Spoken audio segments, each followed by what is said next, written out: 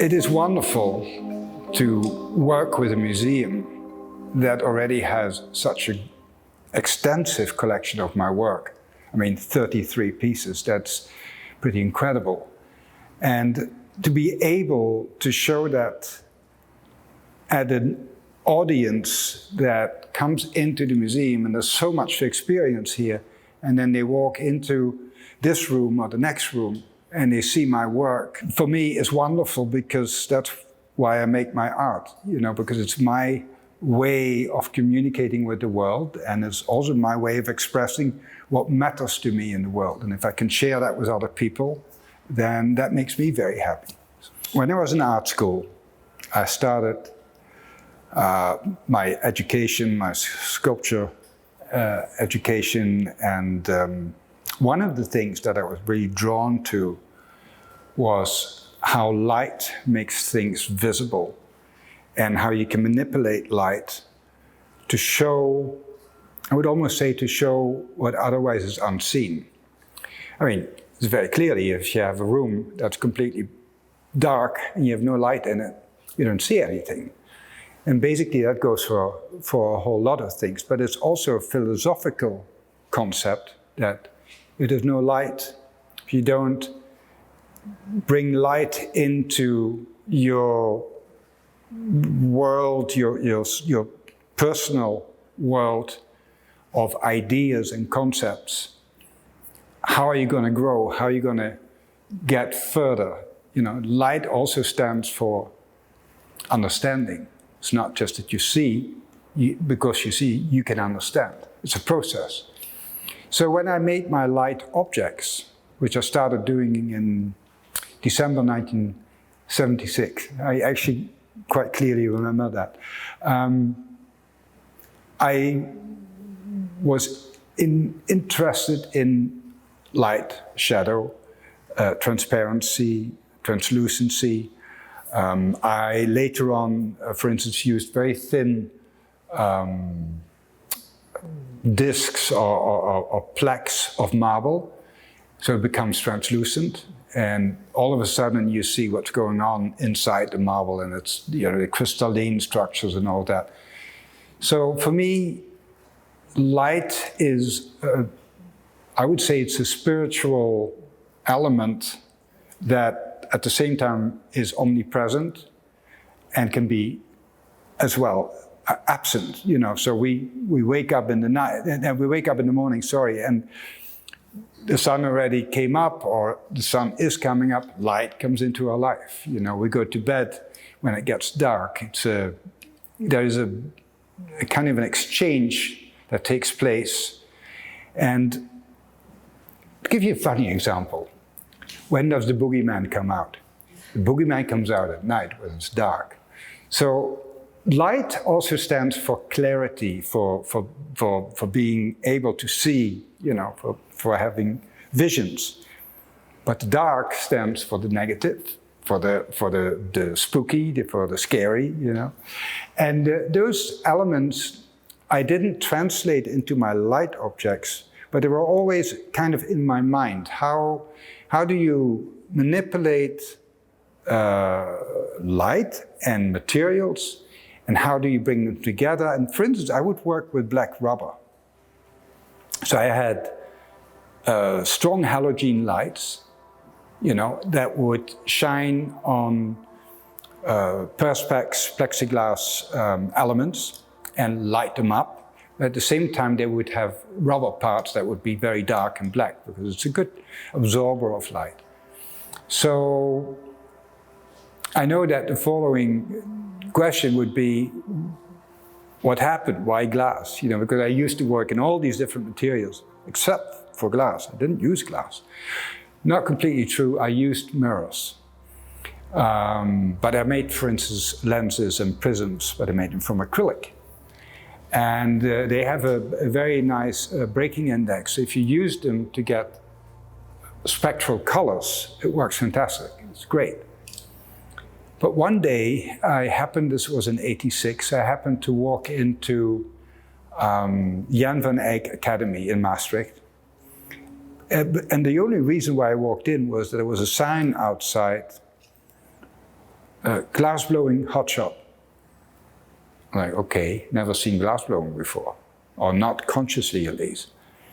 So I walked in and I get into the space, and there is Wilhelm Hazen, who was quite a well-known artist and but also glass blower, and his son. And they were working with Andries Kopier, which was at the time the most famous, and still is the most famous Dutch glass artist of the 20th century. So I'm looking at these guys taking a rod, basically, you know, an iron tube, and dipping it into the hot glass, and they bring it out, and there's this blob, and the blob is radiating light. And I was fascinated. And it happened to be the very first day of the workshop. The workshop took 3 weeks. I went in every day, and I watched from the beginning till the end of the day, till they stopped. So after a few days, I was like, there's this guy again. It's like, who is he? What's he doing here? So I got in touch this way with Bernard Hazen, Wilhelm Hazen, and most importantly, with Andries Kopier. And at the time, 1986, I was showing my light objects kind of throughout Europe. And I just had a really important solo exhibition in Paris. And I see this material that to me is like liquid light, that then is being shaped and pulled and you know, manipulated. And I thought, what a cool material. I want to work with that, you know. But how am I going to do that? So I happened to be lucky enough to have, at that time, I had my own studio. And I was lucky enough to, when I spoke to the director of the Jan van Eyck Academy, I said to him, I'm so, because he was there too, I'm so excited about this material, I would love to do something with it. And he said, so what do you do now? I said, well, I am actually making light objects. Oh, and he was kind of, oh, that's interesting. So what did you study? He said, well, I actually studied sculpture at the Academy of Maastricht, part of university, but I never finished it. I was kicked out. That was a blessing, it was a good thing. But normally you're not allowed to go to the Jan van Eyck Academy, which is a post-academic institute, if you haven't finished your academy, your academic thing. Anyway, I happened to have an exhibition like a month later in Maastricht in a gallery. So I invited him to come over, have a look. And he looked at my work, he loved it, and he's like, my only problem, he says, I don't know where to put you. I can't put you in the sculpture department because they wouldn't know what to do with you. So I ended up in the department of scenography. So I studied scenography for a year and a half. And it was very fun for me, very interesting, because light is a very important part of scenography. So when I got out, I already done 3 workshops with Bernard Hazen. And just a couple of years later, I actually got a grant from the Ministry of Culture that allowed me to, like 1 day a week, to actually be an assistant to Bernard and to learn about glass. And that was kind of the beginning, but at the same time I kept making my light objects because they were supposed to pay for whatever stupid experiments I was doing with glass, you know, because in the beginning when you know nothing, you want to try this, you want to try that, and especially not being educated as a glass blower. I think I had an advantage at the same time as I was crippled. I was crippled because I didn't have the technique to make what I had in my mind, but I had the advantage that I wasn't hampered by the technique either. So what I did is I looked for people for gaffers that could actually execute my work. So in the beginning, that was Bernard Hazen. But then when I got that grant, I decided to go to England, and I worked with Neil Wilkin. And Neil Wilkin and I worked from 1989 all the way to 2004. And we made about 1,000 pieces. I would go 1 week every month. I would go to England and we would just work every day. I would rent the studio, work with Neil and a team, and we developed things that Neil himself would never have done. You know, I mean, we made pieces that were 6 feet tall, blown glass, and they were. The topics were very much kind of inspired by Buddhism, by my travels, especially going to countries like Oman, you know, and later on I went to the Cook Islands and to you know, Moorea, Huahine, places like that. So Australia, Indonesia, Borneo, whatever. So lots of different nature, different cultures, different religions. And in the beginning, I got a lot of inspiration especially out of the I would say the religious artifacts. So like I made, for instance, stupas, and actually worked on a stupa in Thailand for a monastery there. The internal and the external landscape, the traveling and how it affects you has been a huge it's been a huge learning curve for me, for myself, for my development as a human being and for my spiritual development, but it's also been opening my eyes to so much. I mean, if I was in Addis Ababa when the people were dying in the streets, and in Ethiopia, you know, and I remember these images that you would see on a television, these kids with the big bellies and the big heads and the babies, you know. And, when you go through things like that, or you go into the inlands of Borneo and you end up in a Dayak village where they have longhouses where basically more or less the whole village sleeps in a couple of longhouses. But these people are also, really not that long ago, they would cut people's heads off. You know, they were, I don't know the expression in America for it, but we call them koppersnellers, which means you quickly cut somebody's head off, literally. And they would shrink the heads, take the bones out, shrink the heads. So when you have experiences like that, you cannot see that much of another culture, of another landscape. You know, I will talk about landscapes a bit more, but you cannot experience these things and not be changed by it. You would be made out of concrete if you are not able to absorb and reflect on what you see and what you taste and what you hear. And their arts, for instance, the Dayaks make beautiful art, beautiful, almost like Jugendstil, very elegant. These people that like to cut heads off, they make the most elegant, beautiful work in wood. You know, so there's all these contrasts that you experience. And I think there was a moment, I didn't like to use green much. I still don't use a lot of green. Green was one of those colors that I just didn't feel quite comfortable with for whatever reason. So I'm in Rarotonga, Cook Islands, and it's volcanic. And it's extremely green.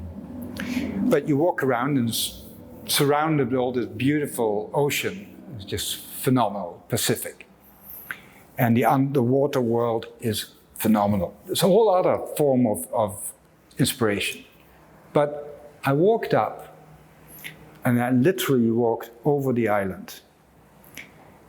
But I came around the bend and I had to stop in my tracks. And I'm still emotional when I think about this because all of a sudden I see 10,000 shades of green. It was amazing for me. It was like mind-blowing. You know, never really having, I mean, sure, I'd like to walk through the woods and all that, but to come around a bend and then just see, I would call, what I sometimes say is, if there really is a God, if there's somebody who is responsible for creation, then I think nature would be the best way to find him, or her, or it. You know, because for me, the creativity in nature is endless and is always changing. Nature is not static, nature is dynamic. You know, it doesn't matter whether you, for instance, look at the waves in the ocean or whether you look at how the leaves are falling, like right now in autumn, how the leaves fall in the wind. You know, all of that is part of creation. It's never the same. The moment is now, the moment is gone. The moment is now, the moment is gone.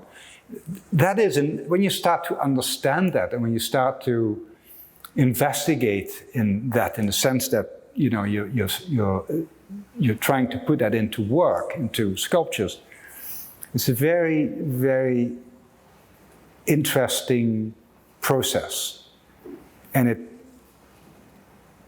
makes you want to go deeper, and it made me want to travel more.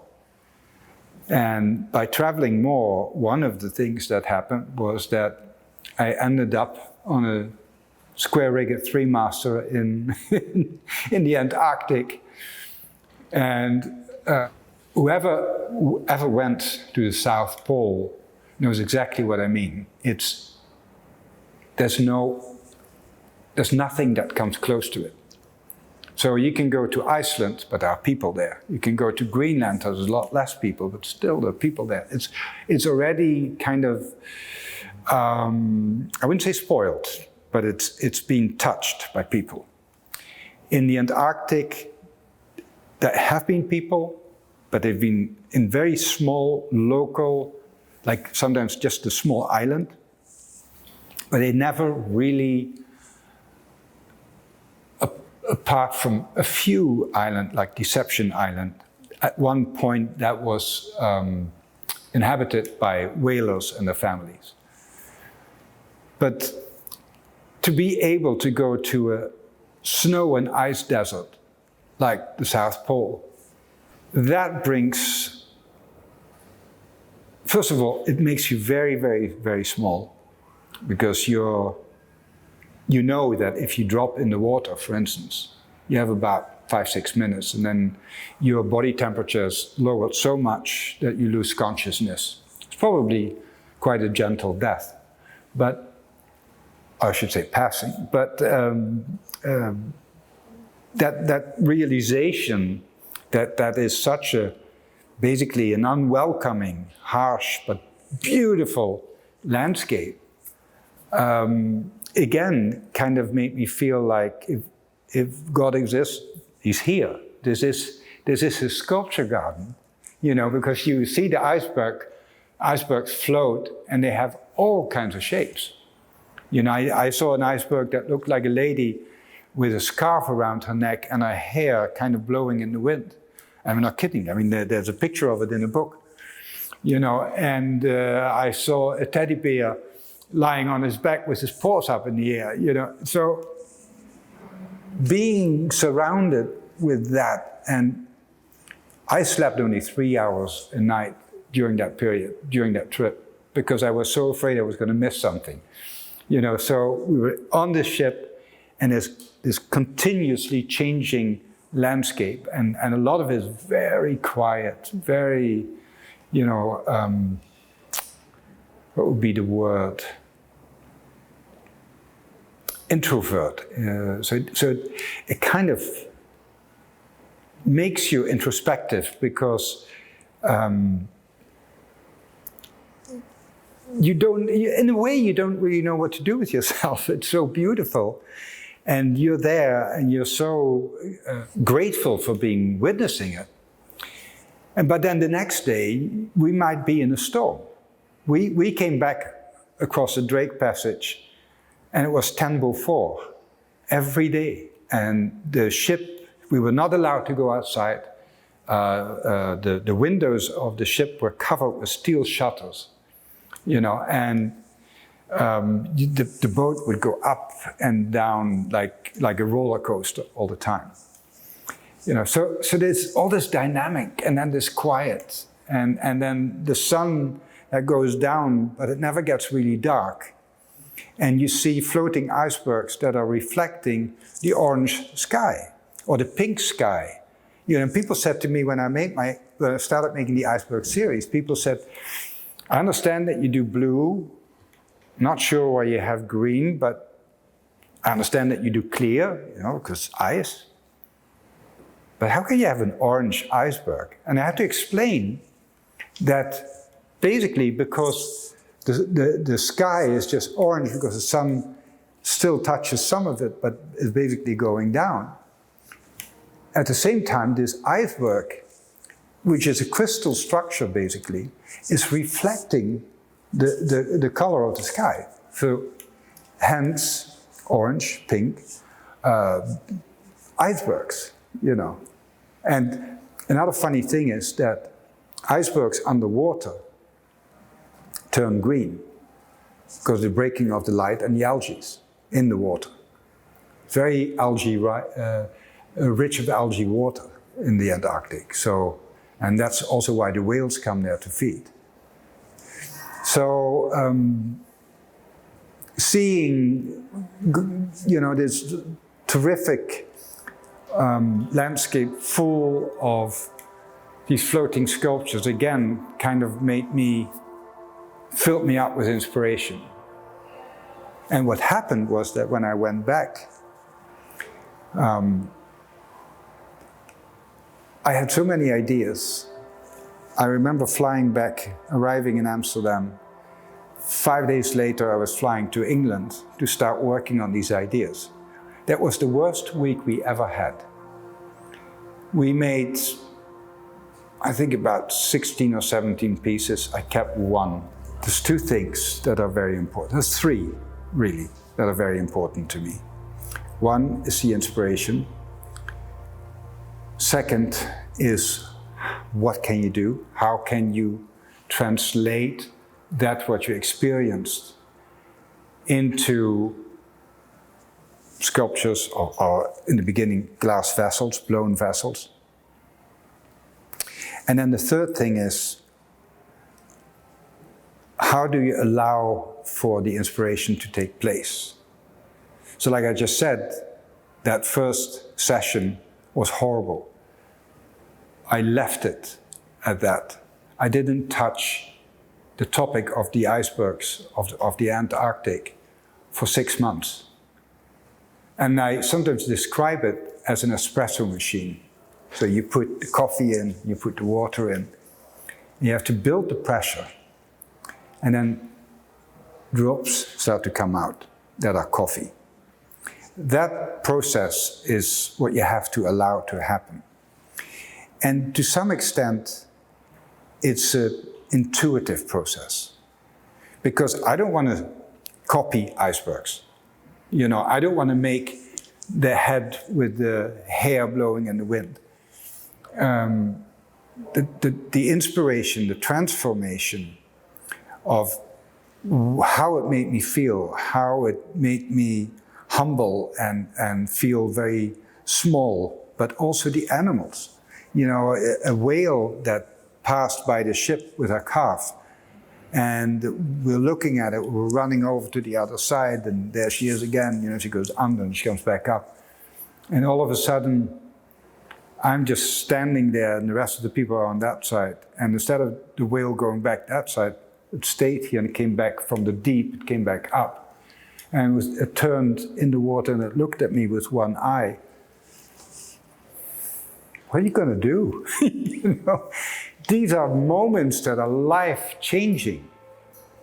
So you have to allow for that process to ripen and to be understood by me, so I can translate that into work. And that's why I do series, because in every series that I do, there's always the evolution from the initial idea, initial concept, or the story that I want to tell, to that maturization of, maturing, I should say, of the experience. And I find that to be, it's partially intellectual, it's partially technical, but it's mostly intuitive. And it's always emotional. That is something that I find, something that I feel very strong about. My work is highly emotional. And I've seen people look at my work and feel that emotion and be touched by it and moved and cry or be happy or whatever, Art has a lot of things. Art can tell many stories, and art can communicate many ideas. But art can also communicate emotion. I would say it's a more conceptual, it's probably some of my most conceptual work that I've done. It's about perception. And it came from, actually the origin still goes back to the Antarctic. It came from sitting in a sloop with 12 people, seeing the same landscape and having completely different experiences. And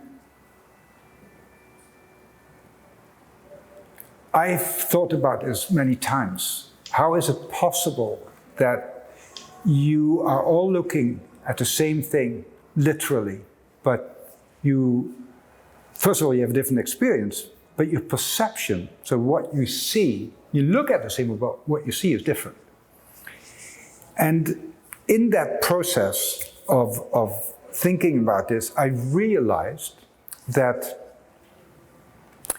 we all perceive differently for certain reasons. One is because our physiology is different. But think about it. If you're a man, do you see the same as a woman sees? If you're a child, do you see the same as your grandfather? We are all kind of programmed by who we are. What sex, where we were born, what education, what culture, I would even go as far as to say the clothes we wear, the landscape we're in, the books we read, the friends we have, all of that shapes you individually. And I'm a firm believer that because we're all shaped individually, we perceive individually. So, how do I translate this idea that everybody is perceiving something different while looking at the same thing?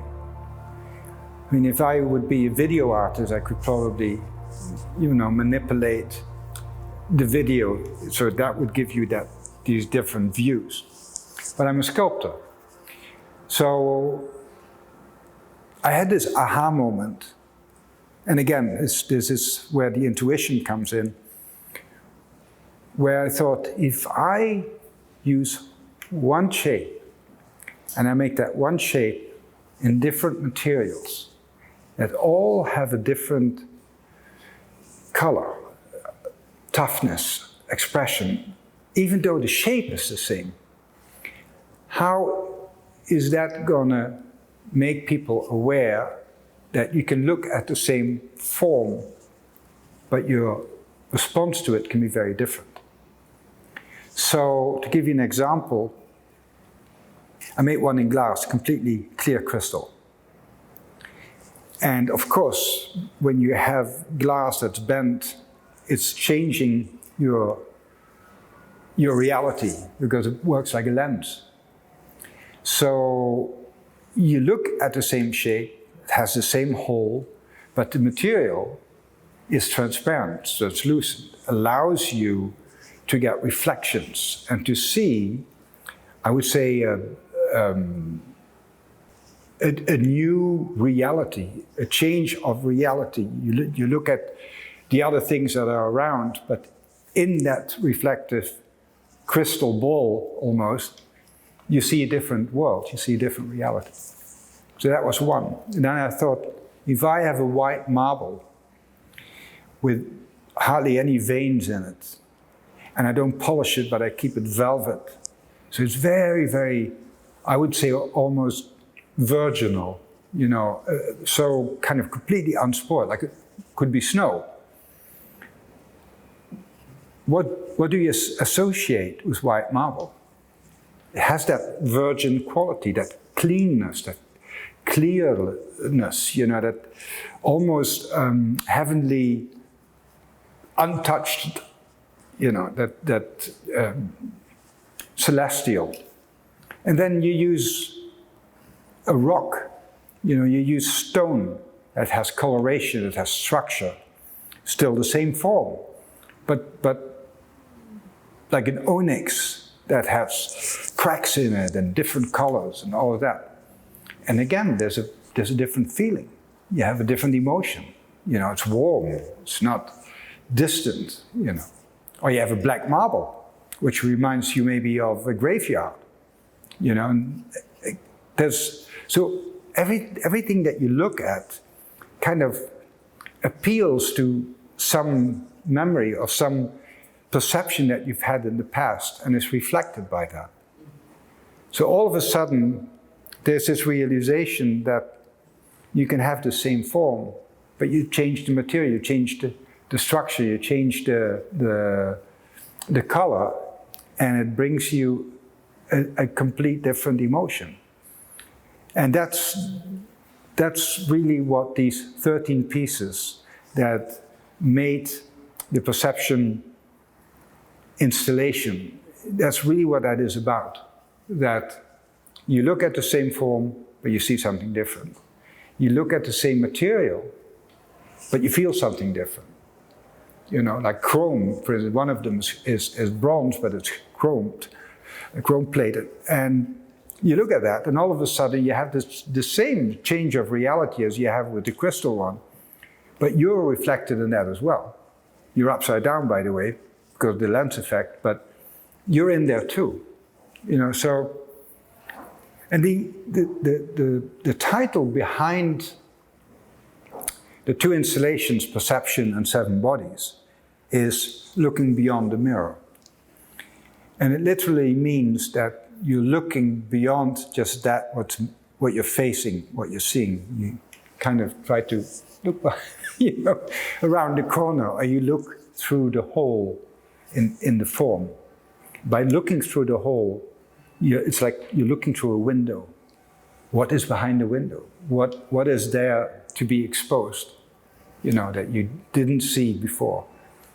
You know, that's a process. That's a transformative process.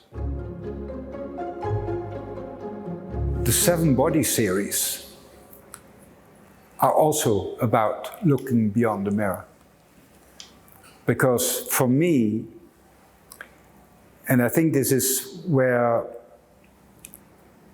my spiritual way of looking at life and looking at the universe and looking at what we do and history and all of that, my concept of what the divine or the celestial is very much translated into the seven bodies.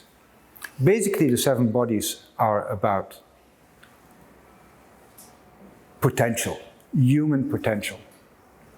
And the idea of the seven bodies came to me literally as a, how can I call it? As a channeling. I felt I was channeling. This idea came up of the seven bodies, very conceptual, just in text. And I wrote down the seven bodies. You know, it was never what's the sixth or what's the seventh. No, It was just there, boom. And I wrote it down, and I knew I was channeling. So it's not just me who makes my art. There's other entities that work through me. And I felt that many, many times. It's just something that is not that easy to talk about because people are like, what? Who's doing this? You know, if it's not you. But the whole concept of the 7 bodies just came to me, and I wrote it down. And then it took about a year before it really was together in my head how I wanted to actually translate it into form. And I decided I want a very simple shape that could be a body, but in the most elementary form. So it's almost like a stone. I would say it's almost like a tombstone in a way, but it has nothing to do with death. It has everything to do with the potential of being alive in this body, on this earth, in this moment. So we have the physical body. Physical body, 70% fluid, okay? The interesting thing about the physical body is that we can train it. We can train it to become a belly dancer, or to run 100 yards in under 10 seconds, or to do marathons, or, you know, it's an instrument that we're so kind of, I would almost say, ignorant of, because we just use it. And as long as it's functioning, we're hardly realizing what we can do. You know, if you become a rugby player or a football player, you're training your body in a certain way. Are you going to be the fast one, or are you going to be the guy who's built as a rock and block everything? It's all potential. It's all in your body.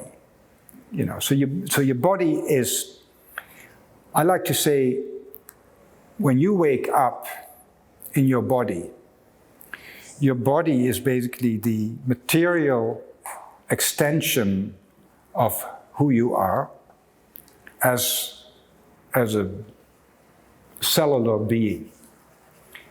And outside of your body starts the rest, starts the world, starts the universe. So you're that little complex thing that is a physical body. Then we have the intellectual body, thinking, you know, the mind, the brilliance of inventions, of ideas that are born by little electrical wires, you know, pulses that come together into knots, and that one way or another result in ideas. And if you're really bright and intelligent, you can become the person who comes up with, you name it, electricity or electric cars, or, you know. So the mind has this phenomenal capacity of solving problems, of coming up with concepts. So the mind can be very quiet, which sometimes, you know, needs a lot of practice, or it can be raging with ideas, with different impulses, different thoughts. Now, I believe that when we think, we're already creating. I believe we are creational beings, and I'll get back to that in a second.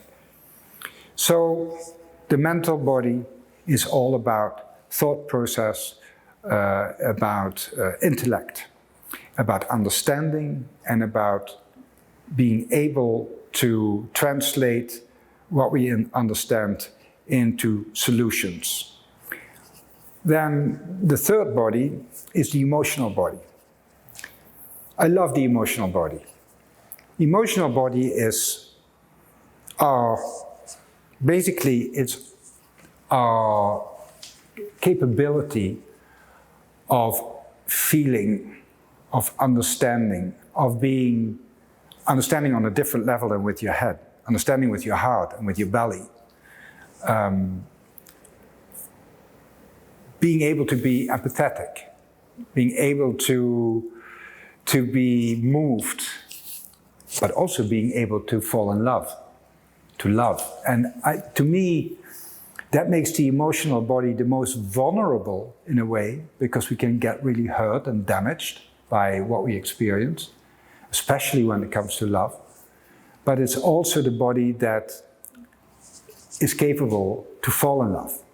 You know, so it's a body that again can be trained and can mature over time, but it's where we enjoy meeting the world, meeting this other person, connecting, you know, communicating, all of that. And immediately close to that is the vibrational body. Now, the vibrational body I find very intriguing, because everything is vibration. Basically, vibration is energy, energy is vibration. If it's a high vibration like sound or like light, you know, we're not even seeing vibration. You can feel when you have bass sounds, you can feel that vibration, okay? But you can, for instance, you can see the vibration in the sea, the waves in the sea. It's another vibration. But we are vibrational beings. So the vibrational body, to me, you could also say is the energetic body. How do you feel? And how does how you feel influence how you relate to other people? To give you an example, I was talking about falling in love. When you're in love, your vibrational body is pure joy, happiness, love, excitement, all of that. So in that feeling in love, there's tremendous energy. There's hope. There is light. There is love. There is so many emotions, you know. But when you look at people that are in love, what happens? You see them. You see how much in love they are, and it does something with you. So they are vibrational beings, and you as a vibrational being respond to their vibration. And you can be jealous, you can be fully enjoying what you're seeing. There's a whole scala of feelings that you can have that are translated into your vibrational body. So the vibrational body to me is how we are non-verbally, non-physically being perceived by other people, and how we perceive other people. And most of the time, we're not really aware of it. And I think that's very intriguing, because if you are becoming more aware of the vibrational body that you can actually change your vibration. You can influence your own vibration. Because if you're jealous, looking at a pair in love, you know, a pair of people in love, you can also question yourself and say, why am I jealous? Look how beautiful these people are, how happy they are, how they exuberate in their lovable energy. Okay. Next, body 4, spiritual body. Spiritual body, to me, is about our deep inner search to understand who we are, what we are, where we are, and why we are. Now, nobody can answer all these questions. We have had a few very, very bright spirits that have come to this planet, to this life, to this earth to educate us, so we can read about it. But to understand deeply in yourself, I think there are moments of understanding, moments of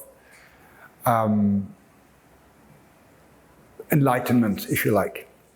And I translated that into floating gold leaf tubes that are kind of coming up, the kind of coming to the surface of our being, you know, and our spiritual understanding, our spiritual awareness, again, can be trained, but it's in everybody. But For some people, it's maybe not as bright or as important as for others. So from spiritual, we go to the creative body. Now, you can understand, being an artist, for me, the creative body is kind of the ultimate body. The creative body is about the fact that everything is creation. Everything we do is creation. So we can create in our thoughts, in our heads. And if we think, we're already creating. If we speak it, we're creating. Somebody else is listening. So there's already an energy into something that's being born out of a thought, an idea, an inspiration, whatever you call it. So in my belief system, creation is where we come from and creation is where we go back to. But being alive, being able to actually create, to be creators, we are all creators. Every human being on this planet is a creator, whether they are understanding that or not. But it doesn't matter whether you're a kid playing in the sand, making something, or whether you are a poet. And then we come to the last one, and that is the ethereal body. And the ethereal body, to me, is actually the expression of how we are connected to Source. That's why there's this gold bar in the middle of this body, and the body is diffused. The body is not completely polished like all the others. There's just in front of that gold bar, there's a little area, a line basically, that allows you to look into the form and to see that beautiful golden beam that starts in the beginning, in the bottom, and comes out of whatever is under that bottom. And it goes up, and it kind of goes into eternity, if you like.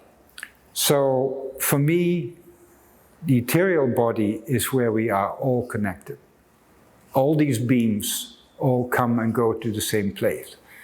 So that's how I translate our connection as human beings, as spiritual beings, as physical bodies, as thinking, thriving, creative vibrations that we are. Glass is a very specific medium. I think glass is going to be the most exciting medium, and it's already started. It has started, but I see that in the coming decades, we're going to have a superior explosion of creativity-based and art used in the medium, or created with the medium glass. And there's an interesting reason for that, in my opinion. Glass is the only medium that's four-dimensional. It's the only medium where you can look at the outside form, you can see the front, and because it's transparent, you can see the back as well. But you can also look into it.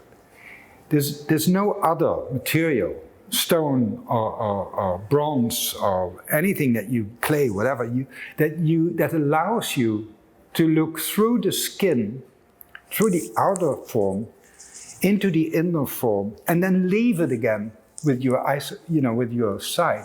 Leave that form again, and at the same time even being transformed by that process. So glass, to me, is very much connected to life in the sense of translating experiences, allowing to have experiences that are transformative, that are opening up new worlds, that, and when you have a structure in the glass, that structure, that's a whole new chapter, if you like. It's a new book, books maybe, libraries, so there's so much to experience in glass. And by creating a museum like this museum, which is so wonderfully called imagination, imagine what is possible, what is present, that what could be present, that you don't see straight ahead, that you haven't seen yet, that's still to be discovered. Transformative, transformational. I believe that Imagine Museum is really, just by looking at the artworks, is giving you excitement, giving you a intellectual, so a mental experience, giving you an emotional experience where you look at something and it makes you happy, or draws you in and you get excited, or maybe you get very quiet, and it brings you into a more meditative state. Looking at beauty. As an artist, I like to create things of beauty because I believe that beauty connects us. Beauty is what we share. Beauty is trans or cross-cultural. When there was an exhibition in the 90s in Tokyo, I believe it was Tokyo, of Van Gogh paintings. People would stand in line for hours and hours to go in and to look at his blue irises or his landscapes, the heavens that he painted. And they would understand, and they would be happy, and they would be touched, and they would experience the beauty of his artwork, and it would change them, and so a museum to me has very many different raison d'être, reasons of being. One, of course, is basically educational, and the fact that in this museum, the origin of glass, of studio glass, especially in America, is being shown, is very educational. But at the same time, when you see what artists do and how they use glass to express their concept or their ideas, their stories, their emotions, their personalities, I mean, even in my own work, when I look, for me, they're all the different personalities. When I look at my work, that's how I see them, and they're parts of me, but they're also bigger than that. And to see that in a museum, and to see so many other artists working in basically the same medium, but coming up with such different solutions, is really expanding any visitor's view. Anyone who wants to walk in here and is allowing to take in what is being shown will have a lifetime experience. Will be opened up and will be hopefully joyfully surprised and inspired. I'm Peter Bremers, and I'm here at Imagine Museum, and it fills my heart with joy and pride to be surrounded by my own work, and I'm extremely grateful that Imagine Museum is a platform for art, and that I've been given this opportunity to show my work here, and to know that my work will always be part of this museum's collection.